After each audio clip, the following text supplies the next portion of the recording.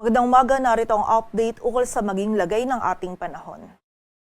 Patuloy pa ring umiiral o nakakaapekto yung southwest monsoon o habagat sa malaking bahagi ng ating bansa at magdadala pa rin ito ng mga pag-ulan dito sa may kanluran ng Luzon, maging sa malaking bahagi ng Visayas at ilang bahagi pa ng Mindanao. Samantala, wala na tayong minomonitor na bagyo or low pressure area sa anumang bahagi ng ating bansa, ngunit merong mga cloud clusters dito sa silangan ng Luzon at Visayas at minomonitor po natin itong mga cloud clusters na ito sa posibilidad na ito ay magkaroon ng sirkulasyon at maging isang ganap na LPA sa mga susunod na araw.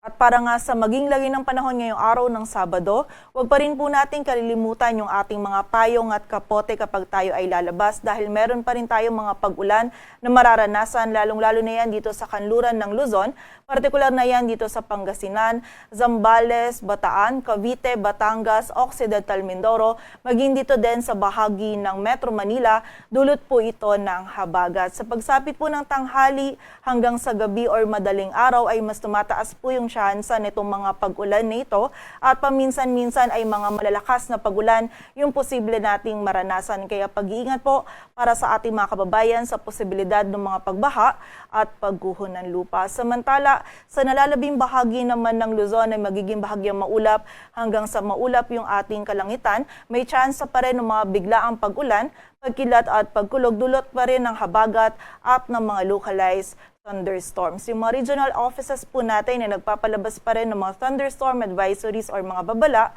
ukol dito sa mga pag-ulan na ito. Agwat ng temperatura dito sa Metro Manila ay mula 24 to 32 degrees Celsius.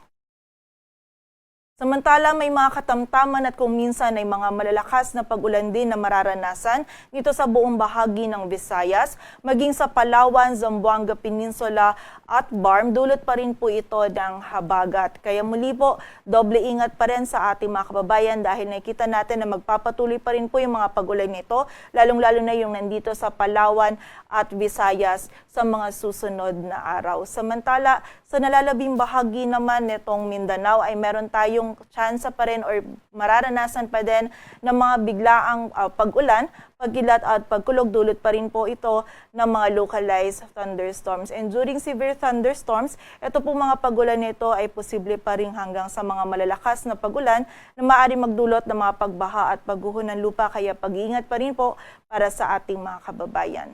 Agwat ng temperatura sa Cebu ay mula 26 to 31 degrees Celsius at sa Davao naman ay 25 to 32 degrees Celsius.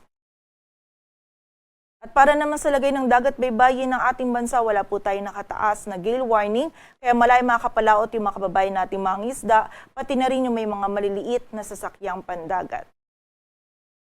Dito sa Metro Manila, ang araw ay sisikat mamayang 5:30 ng umaga at lulubog mamayang 6:29 ng hapon. Patuloy po tayo magantabay sa updates na ipapalabas ng Pag-asa at para sa mas kumpletong impormasyon, bisitahin ang aming website pag-asa.dwst.gov.ph. At yan po muna ang latest dito sa Weather Forecasting Center ng Pag-asa. Grace Castañeda, magandang umaga po.